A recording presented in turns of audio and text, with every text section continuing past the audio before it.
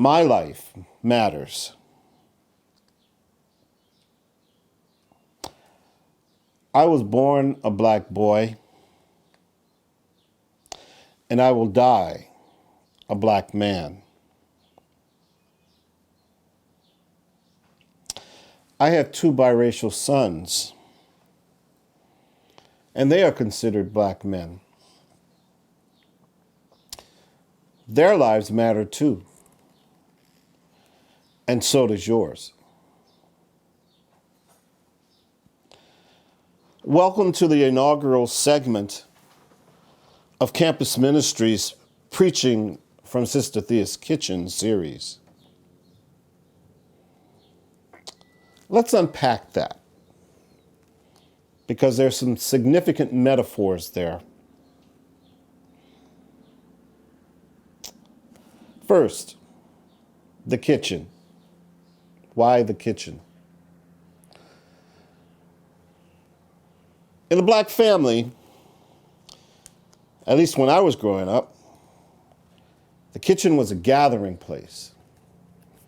My friend Father Maurice Nutt, a good Redemptorist priest, said it was sanctuary. And as I thought about it, it was. It's where families gathered. My family certainly gathered. The elders imparted knowledge. And if you are from different religious traditions in our family, and we were, theological debates took place all the time. They didn't know that's what they were doing, but trust me, it was. Sister Thea Bowman. Why Sister Thea Bowman? In 1987, Sister Thea Bowman addressed the then National Council of Catholic Bishops. And she spoke to them at their June meeting, I believe it was, as her brothers, as equals. She reminded them of who they were and whose they were. She also reminded them that some of the best preaching is not done in the pulpit. It can be done in the living room, on the street corner, in the kitchen. Hence, behind me, you see my kitchen. We're sitting in the dining room, probably because I'm only allowed in there on Mother's Day, when the best cook in the world takes a break.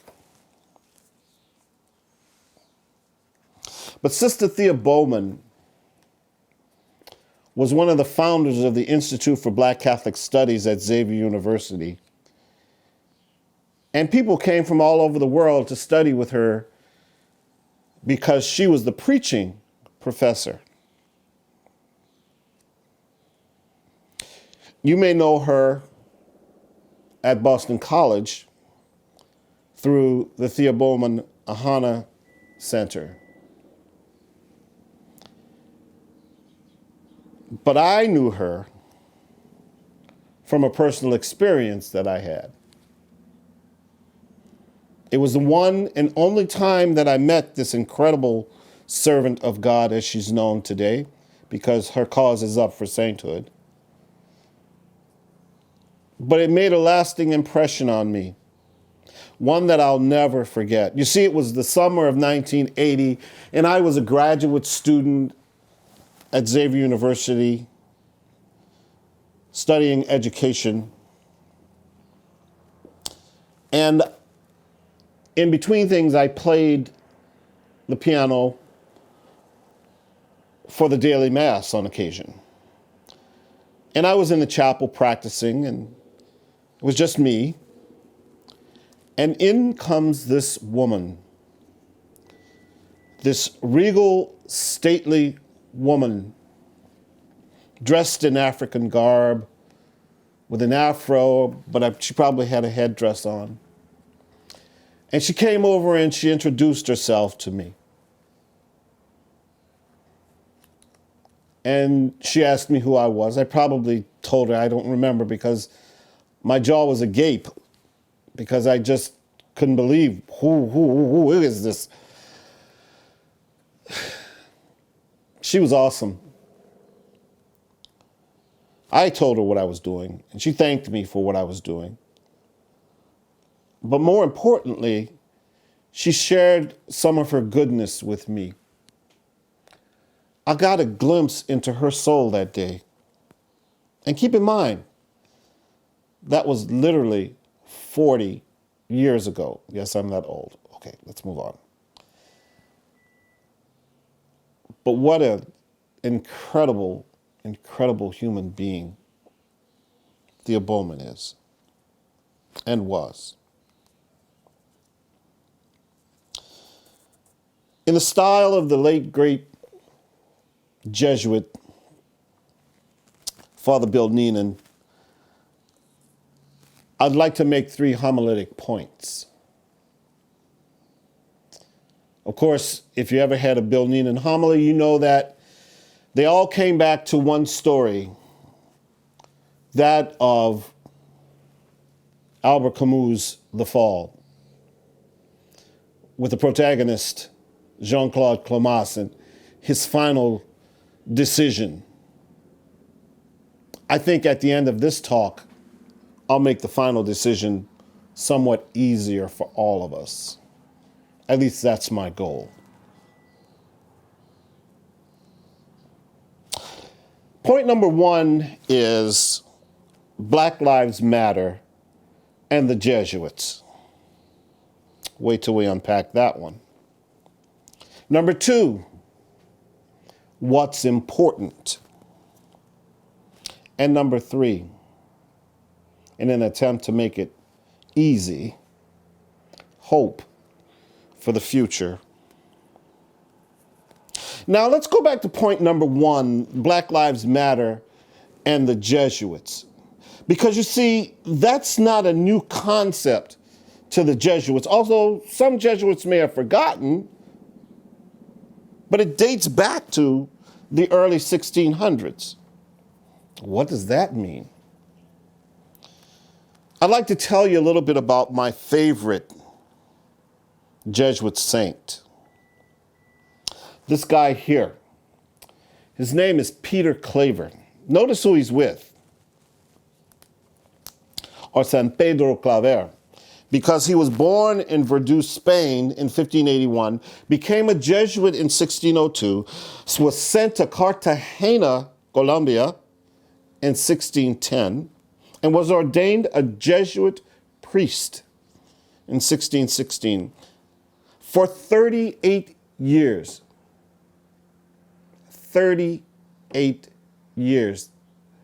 And during that time, that was a lifetime. He ministered to the enslaved people that were brought to the shores of Colombia. He was commonly known as the slave of the slaves. What could be lower than that? The slave of the slaves. Peter boarded every ship, took care of the needs, the basic needs of the people on the ship. Those beautiful Africans that made the transatlantic trip, those that survived it. He fed them, took care of their wounds, nursed them.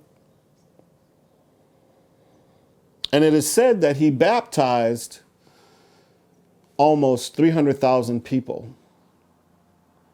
It was also said that he visited the plantations where people were enslaved. And when the people who owned the plantations offered him accommodations, he chose to sleep amongst the slaves.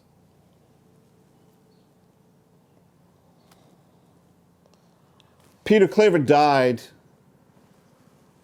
on September 4th, 1654. Truly, Black lives mattered to this Jesuit. And I would suggest to a number of Jesuits since.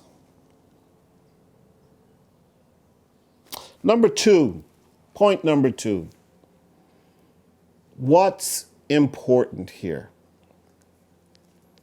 I'm going to share some text with you. I won't tell you initially where it's from, but it reminds me of another Jesuit, my good friend, the Jamaican Jesuit, Michael Davidson. If I speak in human and angelic tongues, but do not have love, I am a resounding gong or a clashing cymbal. And if I have the gift of prophecy and comprehend all mysteries and all knowledge, if I have all faith so as to move mountains, but do not have love, I am nothing. If I give away everything I own, and if I hand my body over so that I may boast, but do not have love, I gain nothing. Love is patient. Love is kind. It is not jealous. Love is not pompous. It is not inflated. It is not rude. It does not seek its own interests.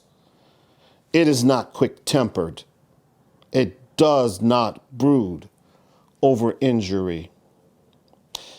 It does not rejoice over wrongdoing, but rejoices with the truth.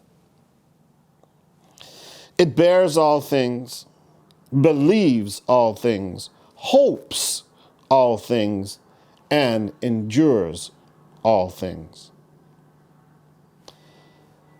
Love never fails. If there are prophecies, they will be brought to nothing. If tongues, they will cease. If knowledge, it will be brought to nothing. For we know partially, and we prophesy partially. But when the perfect comes, the partial will pass away. When I was a child, I used to talk as a child, think as a child, reason as a child. When I became a man, I put aside childish things. At present, we see distinctly, as in a mirror, but then face to face. At present, I know partially. Then I shall know fully, as I am fully known. So, faith, hope, love remain. These three. But the greatest of these is love. And as my brother Michael Davidson would say, one love. For those of you that don't recognize that text, it is 1 Corinthians chapter 13.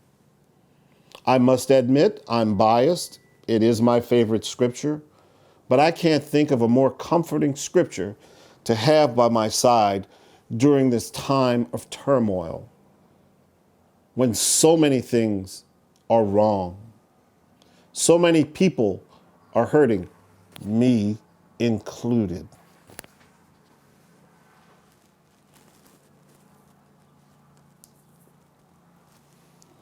Where do we go from here? How do we make this better? Again, I turn to the scripture, and this time I'm going to turn to Psalm 112 and paraphrase it just a little bit. It's verses 4 through 9. But with the antiphon that begins it, a light. Because as you know, the only thing that can cure darkness is the light. A light rises in the darkness for the upright. Light shines through the darkness for the upright. They are gracious and merciful and just. Well for the ones who are gracious and lend, who conduct their affairs with justice. They shall never be moved. The just one shall be in everlasting remembrance. An evil report they shall not fear. Their hearts are firm, trusting in the Lord. Christ's heart is steadfast. He shall not fear. Lavishly he gives to the poor. His justice shall endure forever. His horn shall be exalted.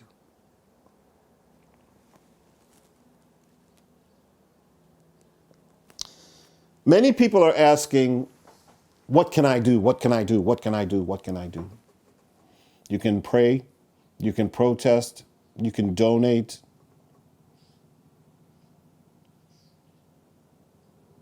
You can be a friend. You can listen. You can empathize.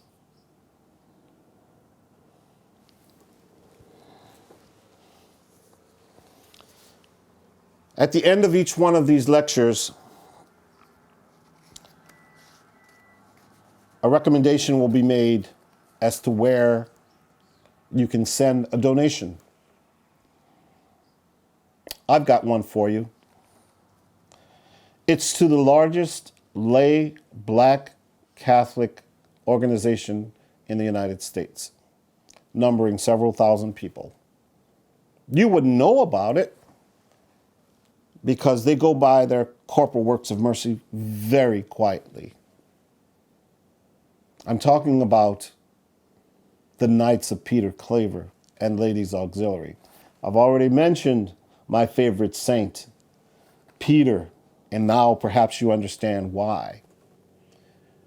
But on November 7th of 1909, that's a long time ago, an organization was created by 4 Josephite priests, formerly the Mill Hill Brothers, and 3 black Catholic laymen in Mobile, Alabama. Their function is to work hand in hand with the local church, whatever parish they belong to. Several African American parishes around the country have courts and councils. I belong to one, Council 337. As a matter of fact, I helped to found it back in 1994, I believe it was. You'll probably get a scroll after I'm done talking as to where you can make that donation. But they're located in New Orleans, Louisiana right now. That's the headquarters. And the ladies' division, our true brother-sister relationship, was incorporated in 1922. And I guarantee you, and yes, there are white members in the Knights and Ladies of Peter Claver, I guarantee you, to each one of those knights and ladies, Black Lives Matter. So I end this where I began. My Black life matters, and so does yours.